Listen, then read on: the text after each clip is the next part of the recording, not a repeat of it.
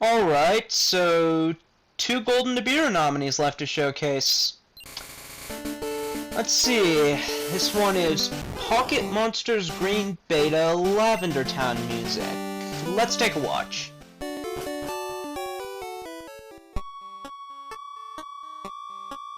What's that sound? It's so depressing. I feel like the joy is being sucked out of me. The song, it's driving me mad. I can't take it anymore. Turn it off. Why won't it turn off?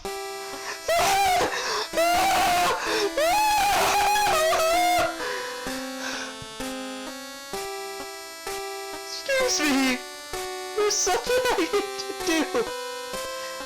Namely, debunk this like the ridiculous conspiracy theory it is. According to the description section, it's fairly well known that Pocket Monsters for the Game Boy was a huge hit when it came out in early 1966 in Japan. It's also fairly known that the Lavender Town music was changed. Yes, this is true. The pitch on the song was lowered because the original version apparently caused headaches and was a strain on the Game Boy speakers. There are wild stories and mass speculation pertaining to this. In particular, rumors circulated of binaural beats and high-pitched frequencies being used in the original music to induce feelings of discomfort, which went almost entirely unnoticed by adults. Yeah, I'm not actually sure there are binaural beats in the original Lavender Town song. I didn't bother to check because I don't take this shit seriously enough. By the way, just a note, the song in the video is not the original Lavender Town song, which is exactly the same as the current one in Americanized versions of Red and Blue, only higher pitched. This song is totally different, and was specifically designed to do all the things that this description is claiming the original Lavender Town Syndrome song did. Quote, there are also claims of children, usually close to 100 in number, committing suicide because of the music. Yes, that is a common claim, but there isn't a single report of it happening dating before 2010. Hence, it probably didn't happen in 1996, back when the internet, the press, all of that existed. All of which should have picked up on this had it happened, but didn't. What isn't fairly well known is that all the children who died were actually part of a pre-release playtest group in late 1995, consisting of around 1,000 children from the Osaka area aged between 6 and 12 years old. No, it's not. The credits for the original Pokemon game actually tell us who performed the, quote, debug play.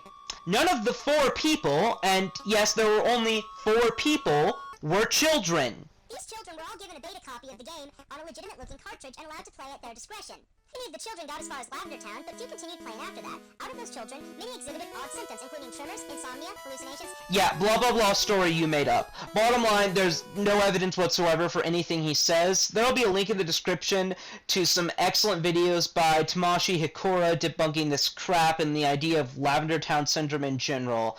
Until then, Commodore Cooler is the 3rd nominee for this year's Golden Nibiru. Now for the final nominee, David Icke. The matrix, the reality we're decoding, is actually all around us. Just like the Wi-Fi is all around us in this room. We can't see it, but when we decode it, suddenly it becomes a room. It appears to be solid. Now this room can't be solid because it's made up of atoms, and atoms have no solidity. This is the great bewildering conundrum that scientists have. No, it's not a mystery. The reason matter appears to be solid is because of the magnetic effects of electrons. A single electron doesn't have much magnetism to it, but when 2 electrons get really close together, like so close together that the human eye can't even tell they're not touching, their repulsive force eventually grows strong enough that they can't get any closer than they already are. Because everything, except things that aren't, is made out of atoms, and all atoms, except the ones that don't, have electrons, when any 2 things get close enough, so close that it looks like they're touching, their magnetism stops them from getting any closer. So then, for claiming that this is some kind of mystery to science when I was just able to explain it in like a paragraph, you are nominated for the 2013 Golden Nibiru.